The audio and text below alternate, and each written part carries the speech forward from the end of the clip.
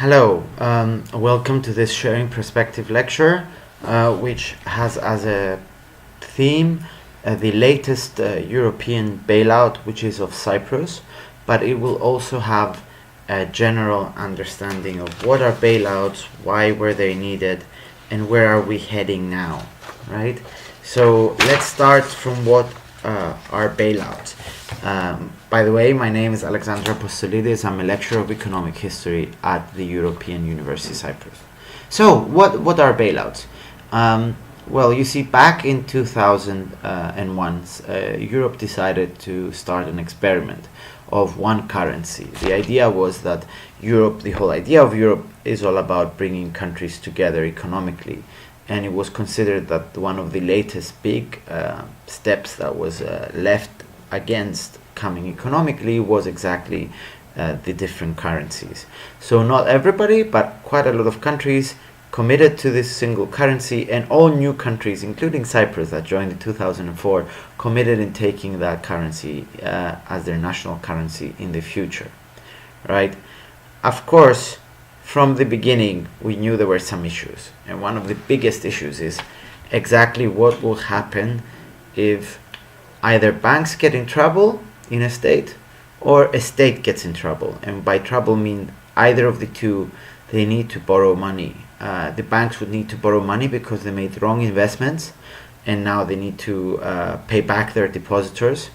The states can get into trouble because the economy is going down and taxes are going down, and they need to keep borrowing in order to keep spending as much as they used to. So really, this was known from the beginning in the Eurozone. And the answer was, well, basically, let's ignore it, right? The question was known, politically was too sensitive how to solve it, so the question was left.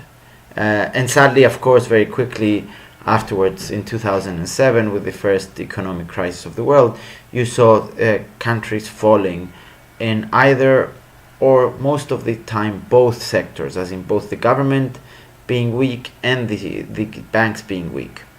Now, how could you solve this?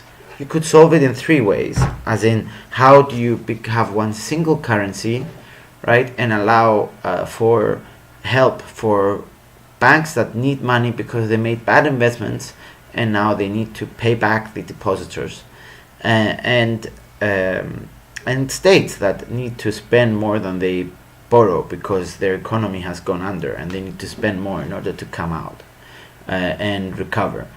And the answer is basically, you have basically three choices. The first is to print money, right? It has bad connotations because that will bring prices up in the future, but the idea is rather than have a bank collapse, you just give it as much money as it needs. You go to the printing press. Okay, you don't call it printing anymore, you call it quantitative easing or something else, but basically that's the idea, right? You give them the amount of money, you make it out of thin air. Of course, this makes money lose value, but this decision was blocked from the first minute that the euro existed, because the European Central Bank that monitors the euro has clear, very, very clear and very strict rules against ever printing money. So really that can be done. So the first way of so we said three ways. The first, poof, it's gone, right? You can't use it. So now you're left with two ways. What do you do when either banks or a state is weak or both? And the other one is Eurobonds. And that idea is the other states that are not weak will borrow money, and they'll all borrow collectively, and they'll say, yeah, this strong state will support this weak state in order to get out of this problem that it has. And people will give, investors will lend because they say, okay, this strong state is helping this weak state.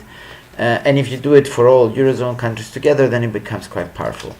This idea we know will work, but it's out of the table for political reasons. And then we're left with one, right? We're left with one idea. And the idea is, again, rich countries borrowing, but actually this time they give it to the weak state, and it's up to the weak state to repay. And this is effectively what we've done, right? We told really weak states that have weak governments, you can't afford to pay either for services for as a government services to your people, or as a banks you can pay your depositors back. We will basically give you the money as strong states, but you will repay it on your own. And this is a failure. It's a failure for many reasons. It forces, of course, weak states to borrow much less than they need to come out of the crisis, right? So you have them permanently in crisis. Look at Greece. It's basically in crisis since 2010 and continues negative growth, as in shrinking. Their economy has shrunk by about 25%, which means on average 1 out of 5 of your income disappears. That's huge, right? Imagine if you can live with in just 3 years losing 1 out of 5 euros that you're making. It's very significant, right? But that's the only solution, and it's a political thing. So I'm going to talk about the economics, but we have to put the politics, right? Because the politics are very important in how we end up in this very bad idea where weak states underborrow and they cut services to their citizens at the time when they should increase services to their citizens because their economy is going down, and at the same time no one is believing that they can ever repay this, so they can't go and borrow other money from the markets, and they only have to borrow from this stronger northern European states, which start grumbling and they're saying, wait, I gave you so much money and you can't bring yourself up. So really it's the worst for everybody, and ironically everybody knows it, but this is the only thing that politically we can make it work right now. So just before we enter in the latest bailout, which is Cyprus, which in a way changes everything, and we'll explain why, let's quickly see what is the problem of these countries that are weak, because there are two. So imagine an arch. You know an arch, right? It's made by different bricks. It's made by really different materials that they shouldn't stand, but they stand. Why? Because one of the bricks supports itself on the other brick, right? So let's call this arch between states and banks, right? So you have a state. If it's strong, it can support banks even if they're weak, right? So imagine two bricks, they're together, they hold an arch, one of them is stronger than the other, they can still support weight. And the other way around, right? You have a bank system that's strong, you have a state that's weak. If the state is weak, the bank can support it. In our case, most of these countries, either the banks were so weak or the state was so weak that they couldn't support them, and in some cases both of them were weak. So the countries really did not have any way of coming out of the crisis except printing money, which they're not allowed because they don't have money, right? It's now European, it's the ECB money. So they had two choices: either leave the euro with horrible consequences that no one really knows what they are, because your whole economy is now attached to this euro thing, and if you take it out, it's like you come out and you take the heart of your economy out, and it will heal itself, but you never know how much time it will take, right? So let me show you a small diagram I did. I hope you can see it, right? This is wait, I'm still thinking of left, right. Great. So you have effectively 5 bailouts: Ireland, Spain, Portugal, and Greece, right? And some of them, like Greece, are simply because the state was very weak, right? It needed to borrow a lot of money and it couldn't because it was not getting enough in revenue. Then others like Ireland and Spain, their banks were really the problem. The state was relatively okay, but the banks were the problem. Cyprus and Portugal, maybe more Cyprus than anyone else. It's almost like the perfect storm. Both the banks and the state is weak. But it didn't have to be like this. This is how it ended up in very quick time. And what do I mean by quick time? Now, unlike all the other states, Cyprus is the only state that came in very recently in Europe. It's only part of Europe since 2004, and it's only part of the euro since 2008. So literally within 5 years, the star performer of the new countries joining in, notice it was the only country that could join the euro at the right time, along with Malta. So one of the 2 star performers of all these new countries coming in, right, suddenly finds itself completely bankrupt, both its banks and its state. And we really need to understand that. And to make matters worse, of course, in Cyprus, it's this time where a process that started that said, enough is enough. Don't let Northern European taxpayers, or let me be a bit more frank, don't let the German Hausfrau, right, pay for what's happening in the south, really took effect. Because it's the first time that Europe made the distinction and said, no, or not all banks are equal, right? These banks, their depositors will pay, right? And of course it was presented as, Russian depositors, banks which were corrupt. It was basically a corrupt system.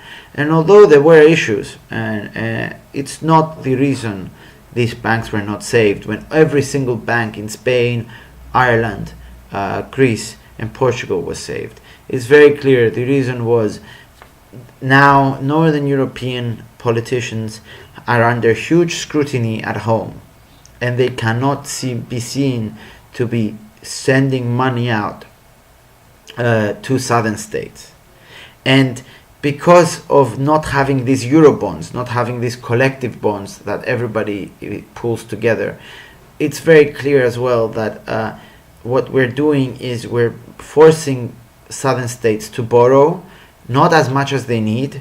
Therefore, their economies are shrinking because the governments are shrinking, right? And then we are worried about repaying this debt. So really, it's a combination of Northern Europeans getting fed up about the system and Southern Europeans getting fed up about the system. But the way we try to solve it makes it even worse. And what's the new way we try to solve it? That's new for Cyprus. We basically force people who put their money in a bank to lose their money, right? I mean, that's crucial. Although we don't think about it, every time you go and you put your money in a bank account, that's really an investment, right? You're saying, I don't want to leave it at my house. I'll put it at this bank, and I trust that this bank will not collapse, basically, right? They will invest this money, they will give it to someone else, but they will give it to someone else in a way that means when I come to take my money out, it will still be there, right? Europeans, of course, especially, did not want to think like that, but we now have to. We now have to, because that's exactly what the new way of bailing out countries will look like. People will lose their money if they have them in banks, which is very, very negative for the whole of the Eurozone. So, that was my very long introduction. So now I have to do a very brief what happened in Cyprus. So there is a paper. The paper is online for you to read. It's very short and it's written for lawyers, which means it's very simple. It doesn't have a lot of technical economic details. So please go ahead and read it. So basically what happened in Cyprus is Cyprus had two problems, and they all came to head in March 2013. And the problem was it had one president who refused to believe that the state was weak, refused to believe that taxes were going down, and he had to sort out his internal finances, President Christofias. At the same time, it had banks that refused to believe that they would be treated differently than any other bank in Europe, and that was Bank of Cyprus and Laiki Bank. Okay, these are the two issues of Cyprus. So what happens by let's start from the president.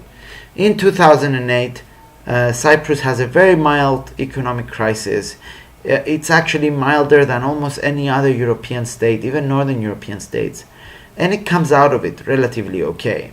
The only problem is taxes are going down and the revenue the government spends is exploding upwards. And it's exploding upwards in really stupid stuff. And I use the word stupid, understanding that's a very strong word. Because if your economy is really failing, a government investment is not a bad idea. So maybe building a road, yes. Or even better, sciences, new innovation, helping new companies exist. Those are great ideas for government to fund when your economy, when your income, your GDP is falling. What did the Cyprus government do? Welfare benefits. Really, what it only did was increase dramatically what people were getting from low incomes, from middle incomes, in all type, and really that's silly. It's not silly because we don't think that you should give welfare payments, you should help citizens. It's silly because it doesn't help you increase your GDP, as in your income, right? And there's a small formula that some of you that did economics might know, right? How do we calculate income? How do we calculate GDP? And the answer is a formula that's very well known in economics. Whoop, I'll figure it out. Income, Y, equals consumption, right, plus investment, plus government expenditure, purchases actually, plus net exports, the difference between imports and exports. The key is that G right there, right? You know what that G is? If a government spends on a factory or spends on productive labor, that's fine. But what you don't have in that G is exactly welfare payments, giving people money, not because they work for it, but because you think in a social way they should deserve it. It's a disaster. It doesn't really change your economy or help it go up and back in recovery. So that's what the Christofias government did. It massively increased people working in government. It massively increased welfare benefits for zero impact. At the same time, taxes were collapsing. The whole tax base of Cyprus was based on construction, and like Spain, the construction bubble popped, right? People were not buying retirement homes in Cyprus anymore from England. Why? Because England was having economic problems as well. So really, this government found itself needing to borrow more and more and more. And it decided to do the second incredibly silly thing, which was not borrow from the international market, right? But foreign investors are not silly. You need to give them something pretty solid. So what did this government do? It basically, unlike Greece, structured its foreign debt in a way that meant that if you tried, like Greece, to then say, you know what, I can't really repay this part, it couldn't do it. Because what did Greece do? It came at a point where really they said, you know, I have all this debt, I can't really repay it. It's under my law though, so I'll make a new law that says, you know, now I'll, instead of paying 10, I'll pay 30%. And that's what Greece did, right? Of course, with a lot of help and negotiation with its lenders, which is the IMF and the European, especially Eurozone states. Okay? What did Cyprus do? It made its debt be, super special, and said, you see this debt? This foreign debt, 7 billion, which is almost half of our economy. We cannot really change it. If we change it, you can take us to court, and boy, we'll lose so badly, right? So from the beginning, you had a government that was spending a lot of money, and it was borrowing a lot of money in a way that it couldn't then stop paying these people that it was borrowing from. So from the beginning, Cyprus could not do what Greece did, which was, get some money and then go back to its lenders and say, listen, I still can't pay. So you know what? I'm just going to pay you less. So that's the first huge problem of Cyprus.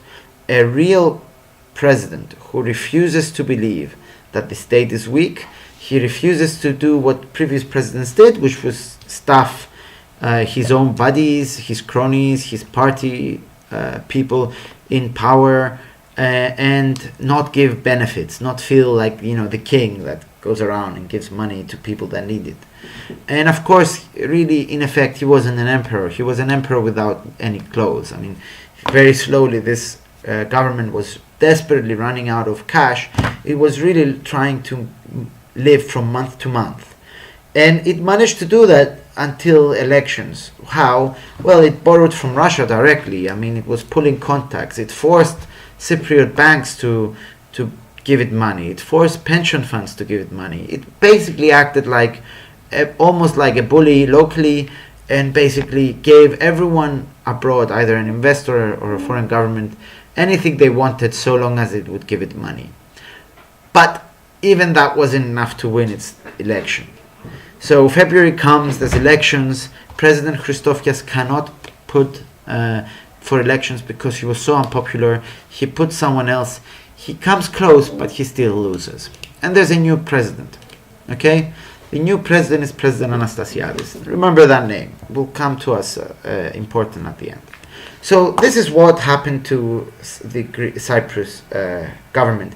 Very quickly, a very strong government with a lot of taxes crumbled, partly because of the bubble pop of the banking sector, but also really because of a government that just spend on the wrong things.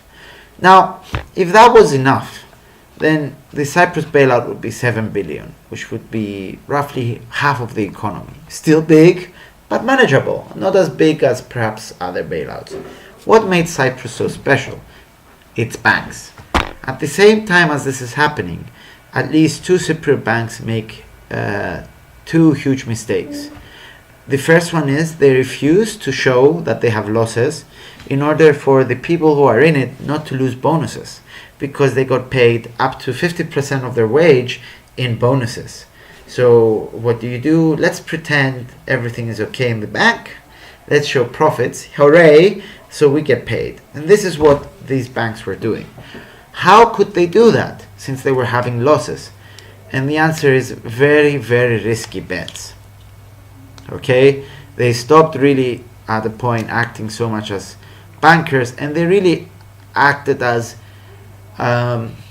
let's say a person who puts his faith on something that he knows is probably wrong, but he does it anyway, right? So a man of incredible faith, I would say. And why? Well, you see, when the whole debate started of whether Greece should do a PSI, as in force its voluntarily, but not really voluntarily, I'll be honest, force its investors, people who are holding its debt, to actually get less for what they borrowed Greece. So you gave money to Greece, you were expecting to get a return, and Greece will now tell you, no, I won't give you as much, and also, when you borrowed, you gave me 10, actually I'll pretend it's only 3, right? So this was the famous PSI, and what happened? When this was happening, every other European bank was selling Greek bonds. Now, Greek bonds were a good idea then, because they gave you a lot of return, right? So, you could buy it from someone really cheaply and you could make a lot of profit. But everybody knew that at one point, the party would stop. At one point, Greece would say, okay, whoever's holding my debt now, I won't pay you as I was paying you before. And then the party is over. That guy, it's like almost magic roundabout, right? Magic chairs. You go around the chair and you're winning so long as you're in the chair, and suddenly the music stops. The person who's still holding the bond really loses out. And all banks did this. The Cypriot banks did this a lot more. And they kept buying Greek bonds in order to avoid showing losses. Why did they want to avoid showing losses? So they could get big fat bonuses, right? So they're trading, they're doing really well. They can show profits from these trades. They can hide the losses, so they still get their fat bonuses, and then the party stops. Greece says, in association with the Eurozone, I can't do this anymore. I have to stop paying you as much as I was paying you. Whoever holds my bonds now will be paid less and will actually get less at the end. And guess who was holding a lot of their bonds? Cypriot banks. How much? Well, about 4 billion worth. How much is that? Well, bigger than their capital, as in bigger than what they set aside, these banks, in order to for a rainy day. If something happened, they could cover their losses.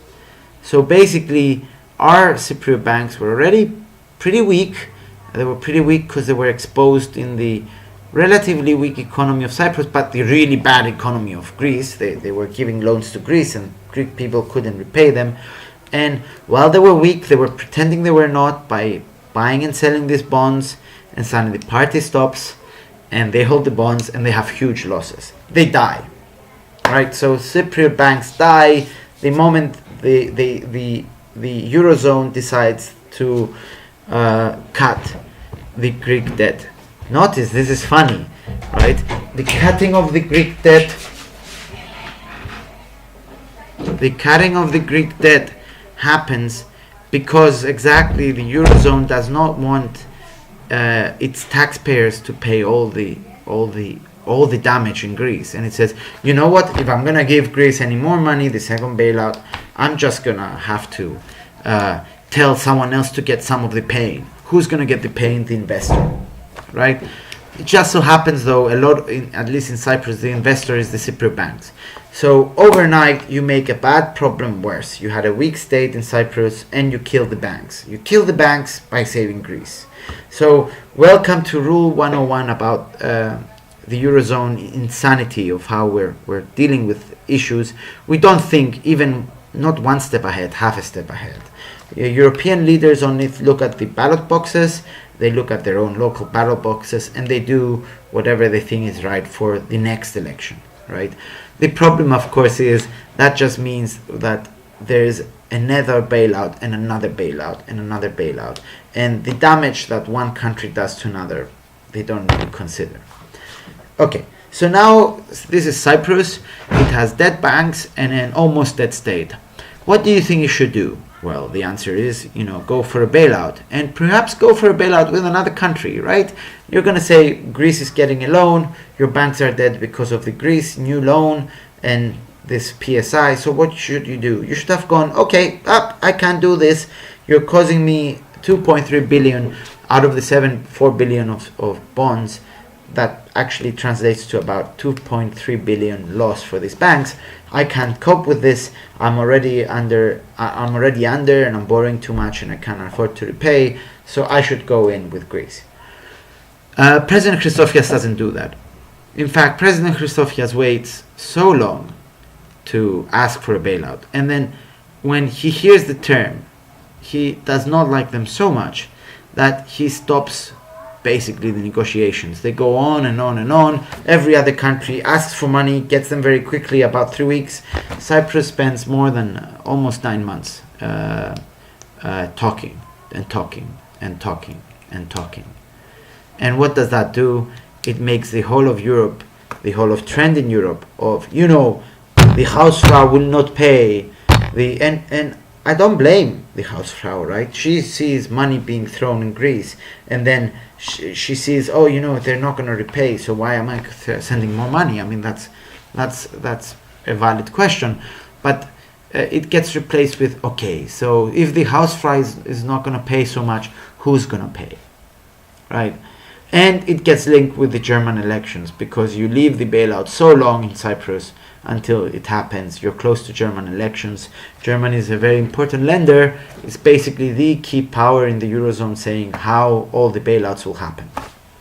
Okay, so now we come in February, right? There's elections.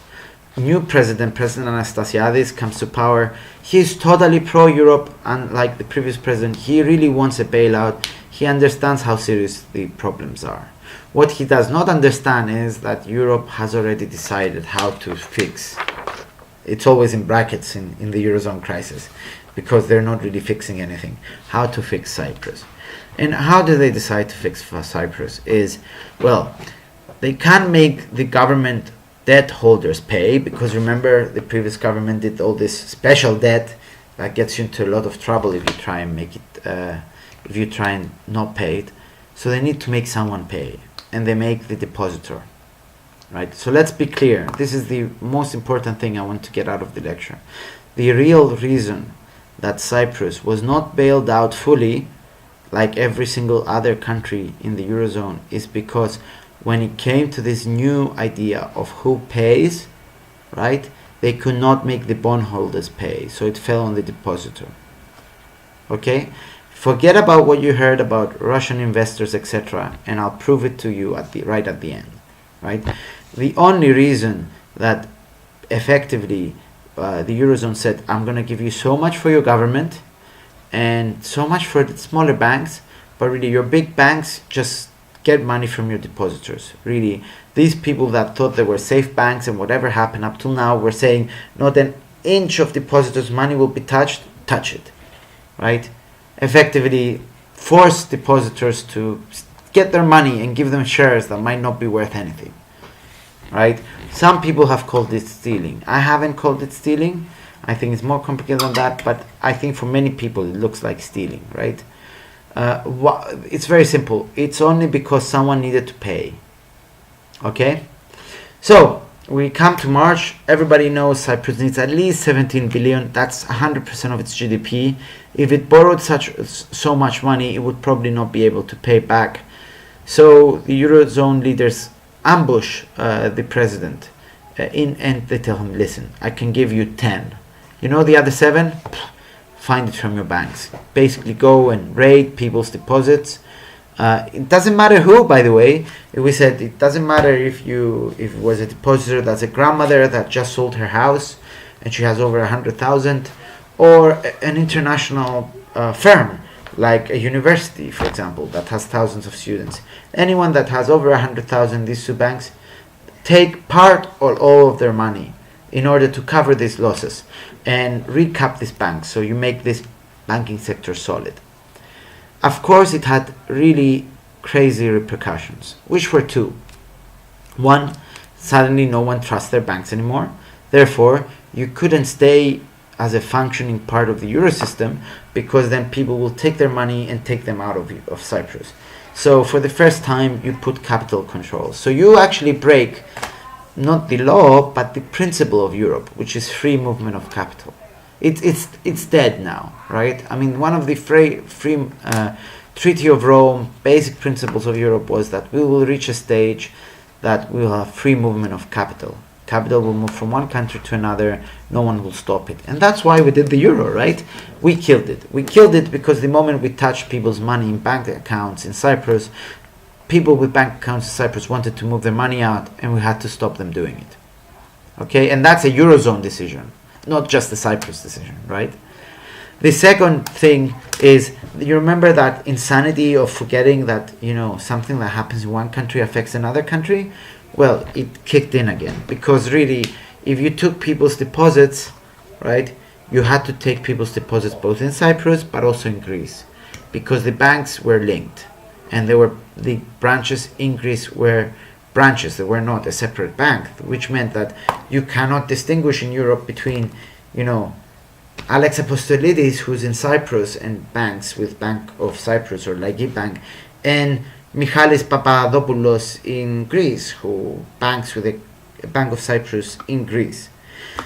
So basically, if you did the bail-in, that this is what is called when you take people's deposits, it's called a bail-in, and you give them shares on a bank that might or might not have value, you would put Greece in a new crisis. So they do, I know, let's just force Cyprus instead to sell these branches, and when they sell these branches, right, then all is clear, only Cyprus will be affected. Of course, by selling these branches, what you did was the damage in Cyprus was so big that it was so big that really Cyprus cannot handle it. Okay? And really, we're back to this insanity. We try to isolate Cyprus in order to not make this a European problem, but actually what happened is Cyprus now is so weak. It has banks that are weak, it has people that don't trust their banks, and they had damages that are much bigger, because by selling these Greek branches for peanuts, basically, you brought all this damage of the Greek branches in Cyprus. So a tiny island has to absorb its problems, right, its own problems, but also the problems of Greece that were transferred with their banks, right? And at the same time, though, its only recipe of getting out of it, also getting deposits of Greeks, you don't allow that, because it's going to cause problems in the remaining of the Eurozone. Okay? So the summary is, and the final thing that I said, okay, this is funny, you tell me. Why didn't I hear this when all of this was happening in March 2013? And the reason is you didn't hear it because you heard a different story. You heard the story of the Russian investor, foreign Russians with a lot of money depositing in Cyprus, and they knew it was risky. So it was their fault, really, that Europe decided to take their money to cover these losses that came out of this Greek second bailout with the PSI. But of course that's a lie, right? Because it really is the Russian influence, and you didn't want this perhaps dodgy Russian investors not to have anything to do with the Eurozone and Cyprus, the last thing you want to make them is to make them owners of the banks, right? They were just depositing in banks. Depositors, okay, they care about a bank, but only so much as they get their money back. You know who really cares about a bank and about a nation? An owner of a bank, right? And exactly that's what we did, because we got money from Russia, but other people, other businesses in other places, and we forced them to become the new owners of these banks. So really, it's a lie, I think, at least it's a lie that the first reason that this happened, this bail-in happened, was to reduce Russian influence in Cyprus, in the Eurozone, because you made it so much bigger now. There's one bank now, Bank of Cyprus, that got Laiki and merged it together. It has huge losses. It lost most of its useful investments that it had in Greece for nothing. And it stole, well, people would say steal, I refuse. It got people's deposits over 100,000 and gave them shares. So the owners of this huge new bank, it's close to 50 to 70% of the market in Cyprus, is now Russians. So really, the whole idea, the way it was sold to Europeans, especially Europeans of the Eurozone, was a lie. And it was an intentional lie, because the last thing Europe wanted was for the Hausfrau in Germany, but everywhere in Eurozone, to understand that, they could lose the money that they put in their banks.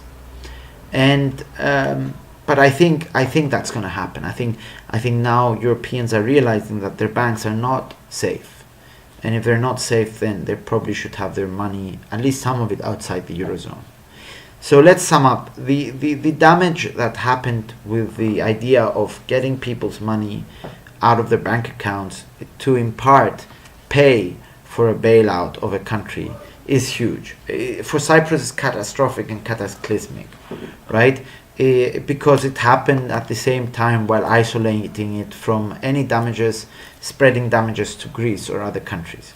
Okay, so Cyprus is in a bind, and in the end, that might be a bigger problem for the Hausfrau in Germany, because if Cyprus is in a bind and cannot come out of this banking crisis, then it would not be able to repay the money that it borrowed from the other European countries, the remaining 10 billion that it needed. So suddenly it becomes a problem again for the Eurozone.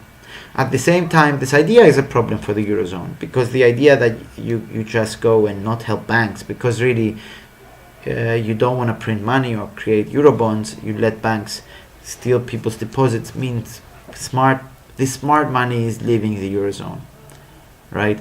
Which means Eurozone banks have less money to lend, which means the Eurozone cannot recover as fast. And that's very serious. And that happened for purely political reasons, not so much economic.